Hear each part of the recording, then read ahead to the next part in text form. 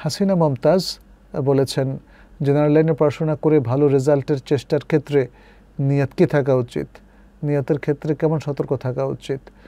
আপনি জেনারেল লাইনে পড়াশোনা করছেন, তার জন্য আপনি নিয়ত থাকবে যে জেনারেল শিক্ষাটা যেন ইসলাম বিরোধী না হয়। প্রথমত সেটা, ইসলাম বিরোধী হলে সে পড়াতে যাবেন না। আপনি জেনারেল লাইনের সবটা তো ইসলাম বিরোধী না।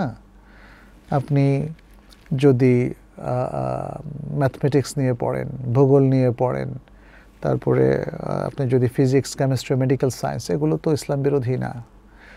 এগুলোতে পড়ার সময় আপনি নিয়ত করবেন যে আপনি মানব কল্যাণের জন্য, মুসলিমদের উন্নয়নের জন্য আপনি কাজ করবেন। তাহলে এটা একটা ভালো নিয়ত হলো। আর রেজাল্ট ভালো করার জন্য আপনি চেষ্টা করবেন, এতে তো শরিয়া নিষেধ করছে না। এটার জন্য আবার নিয়ত লাগে কি? রেজাল্ট নিয়ত না থাকলেও তো আপনি আপনার ইচ্ছা যদি না থাকে যে আমি রেজাল্ট ভালো করবো, তাহলে তো রেজাল্ট ভালো করতে পারবেন না। এতে শরিয়াত কোনো নিষেধাজ্ঞা নেই। তবে যে কোনো পড়াশোনার ক্ষেত্রে আপনি আল্লাহর সন্তুষ্টিটা সামনে রাখবেন, যে আল্লাহর সন্তুষ্টির জন্য আমি এই কাজটা করব।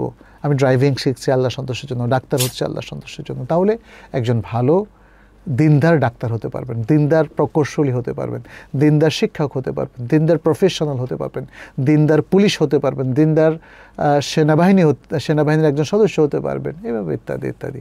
কিন্তু যদি আল্লাহর জন্য ইখলাসটা না থাকে, তখনই মানুষ দুষ্ট হয়ে যায় এবং তখন আর ভালো থাকতে পারে না।